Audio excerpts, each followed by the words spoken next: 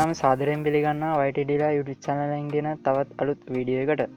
අද මම ඔයාලට කියලා දෙන්නේ ඔයා කලින් review එකේ දැක්කා වගේ ඔයාගේ ෆොටෝ එකක් ලස්සනට හදාගන්නේ කොහොමද කියලා. හරි, අපි එන යමු වීඩියෝ එකට. තාමත් ඔයා අපේ channel එකට අලුත් කෙනෙක් නම් දැම්ම පහළ තියෙන රතු පාට subscribe button එක click කරලා ඊට පැත්තේ තියෙන bell icon එක click කරන්න. එතකොට අලුතින් වීඩියෝ එකක් දාපු ගමන් ඔයාලට notification එකක් ගෙන්න ගන්න පුළුවන්.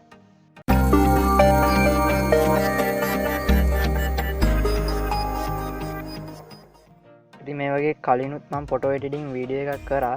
ඉතින් ඔයා ඒක බැලුවේ නැත්නම් ඒකත් ගිහින් බලන්න. හරි, ඉතින් ඔයා මුලින්ම කරන්න ඕනේ පහළ ඩිස්ක්‍රිප්ෂන් එකේ දාලා තියෙනවා මෙන්න මේ වගේ ලින්ක් එකක්. ඔයන්න ඒක ටච් කරන්න.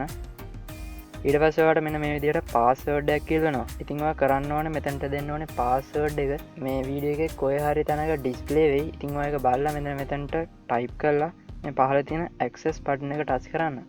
මම මේ විදිහට පාස්වර්ඩ් එක එන්ටර් කරගන්නවා. හරිට පස්ස මේ විදිහට ටිකක් ලෝඩ් වෙලා ඕපන් වෙයි. ඊට පස්සේ කරන්න මෙන්න මේ විදිහට පල්ලෙහාට යන්න.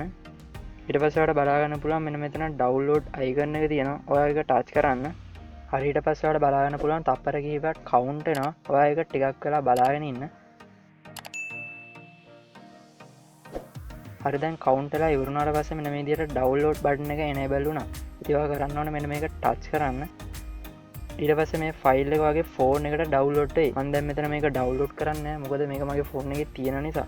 හරි, ඔයා ඩවුන්ලෝඩ් කරගත්තට පස්සේ ඔයා කරන්න ඕනේ වගේ ෆෝන් එකේ ගැලරි එකට යන්න. ගැලරි එකට ගිහින් ඔයා ඩවුන්ලෝඩ් කරගත්ත ෆයිල් එක මේ විදිහට ඕපන් කරගන්න. ඊට පස්සේ මෙන්න මෙතන පහළ share icon එක ටච් කරලා මෙන්න මෙතනින් Lightroom කියන තැන තෝරලා අපේ Lightroom app එකට මේක ඇඩ් කරගන්න ඕනේ. හරි, දැන් මේක ඇඩ් වුණා. දැන් ඔයා මෙතනින් බෑක් වෙලා Lightroom app එක ඕපන් කරගන්න. හරි, දැන් ඔයාලට මෙතන උඩින් ඔයාලට බලා ගන්න පුළුවන් all photos කියලා අන්න එක ටච් කරන්න. ටච් කරගත්තට පස්සේ අපිට බලා ගන්න පුළුවන් අපේ ඩවුන්ලෝඩ් කරලා ඇඩ් කරගත්ත DNG ෆයිල් එක. දැන් ඔයා මුලින්ම ඒක උඩ ටච් කරන්න. හරියට පස්සේ ඔයාලට උඩින්ම බලා ගන්න පුළුවන් තිත් තුනක අයිකන් එක. ඒක ටච් කරන්න. ඊට පස්සේ මේ විදිහට copy settings කියන තැන ටච් කරන්න.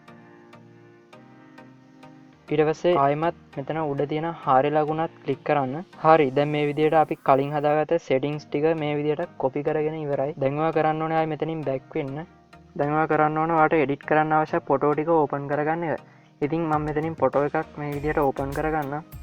හරි, දැන් ආයෙමත් උඩ තියෙන තිත් තුන ක්ලික් කරලා අන්න මෙතන paste settings කියන තැන ටච් කරාට පස්සේ ඉතින් ඔයාලට බලා ගන්න පුළුවන් අපේ ෆොටෝ එක මේ විදිහට ලස්සනට ක්‍රියේට් වෙලා ආවා. ඉතින් මේ ෆොටෝ එක ඔයාලට ෆෝන් එකට සේව් කරගන්න ඕන නම් මෙතන උඩ තියෙන share icon එක උඩ ක්ලික් කරලා මෙතන save to device කියන තැන ටච් කරන්න. හරි, ඉතින් මේ විදිහට මම අනෙක් ෆොටෝස් ටිකත් මේ විදිහට ලස්සනට හදාගන්න.